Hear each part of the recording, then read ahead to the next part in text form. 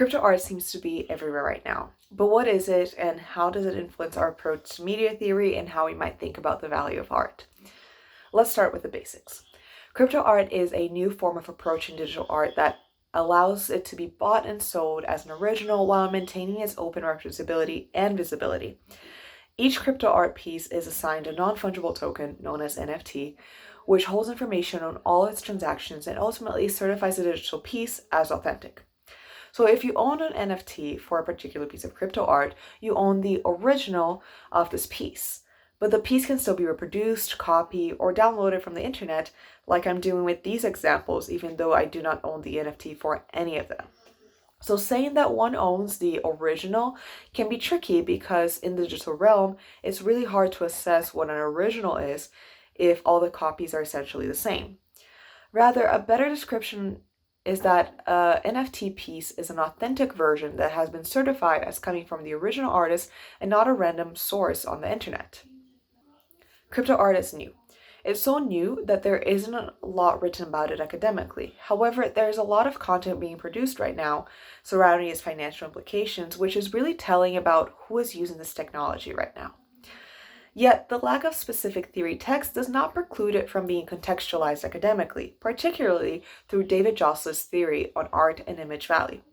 Jossett's short book, After Art, provides interesting parameters in which to contextualize this constantly shifting market and image culture.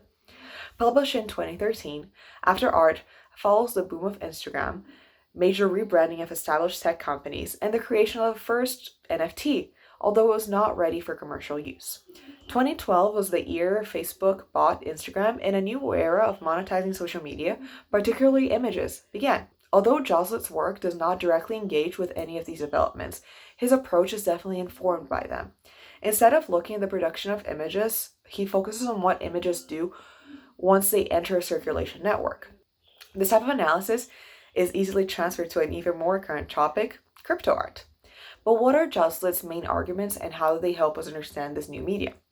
To be concise, his idea is that art produces power in the form of currency, that art is currency and is an international currency.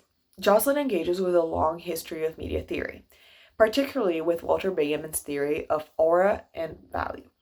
Benjamin wrote the famous essay, The Work of Art in the Age of its Technological Reproducibility, which argues that in even the most perfect reproduction, one thing is lacking, the here and now of the work. And that he defined as the aura. Benjamin's argument is that we lose something as we reproduce images, and that is the sense of sight and historical specificity of a work. And that specificity is the aura, it's the essence of a work of art. That essence is what makes the work valuable within this argument. Jossett's work places those discussions under more contemporary lenses with the argument that the most insidious of Benjamin's influences is the belief that mechanical reproduction actually constitutes loss, which he does not believe is true. In the contemporary world, there is no longer a true time and space specificity.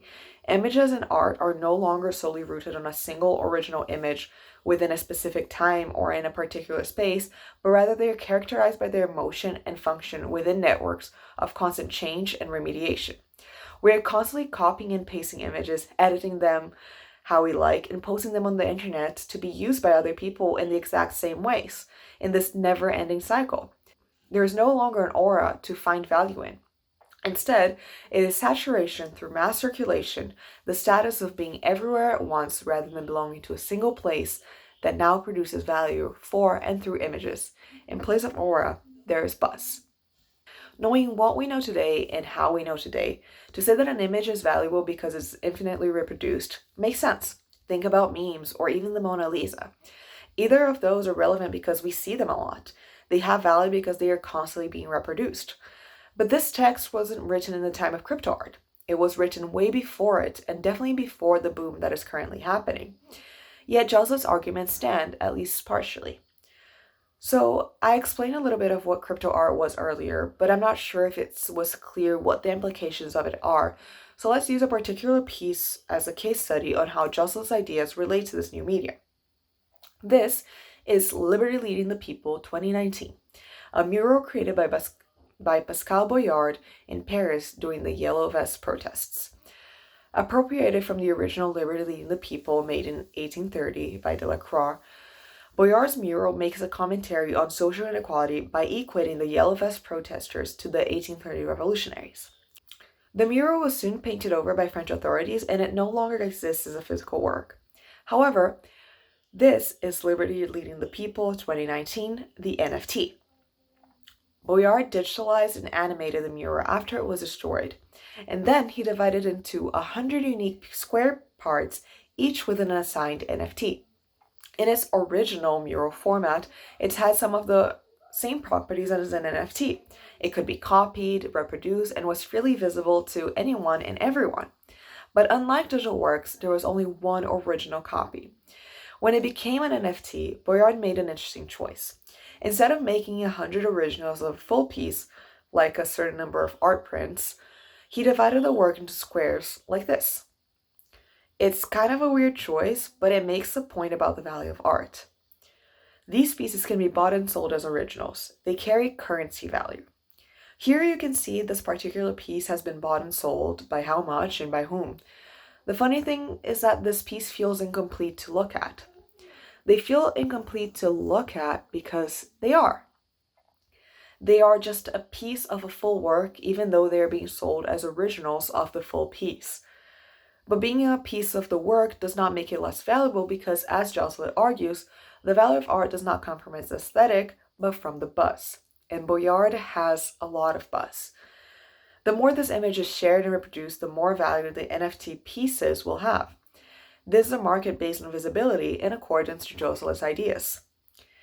And yet, in a very contradictory manner, this market is also based on scarcity. On one hand, the more the image is shared and viewed, the more value it has, but at the same time, the only way for it to have currency value is to make it scarce, limited. Josselin understands images as having buzz and no longer having aura. But with NFTs, we are desperately trying to reinsert the idea of originality into digital works. There is no longer a physical copy of the work that one can attach an idea of aura to, and yet, in becoming an actual currency with monetary value as crypto art, it reaffirms a sense of originality. As described in the essay Crypto Art, A Decentralized View, crypto art essentially emulates, through the mechanism of encryption, the modernist or early 20th century fixation on the unique and original work of art. Crypto art has to create that sense of originality without losing its buzz value that is necessary for the image as currency to actually be worth something. It keeps its visibility in order to keep its buzz value, but inserts an idea of originality through NFTs. If, as Josselin says, art is currency, whether cultural or monetary, scarcity through making NFTs unique is what legitimizes that currency.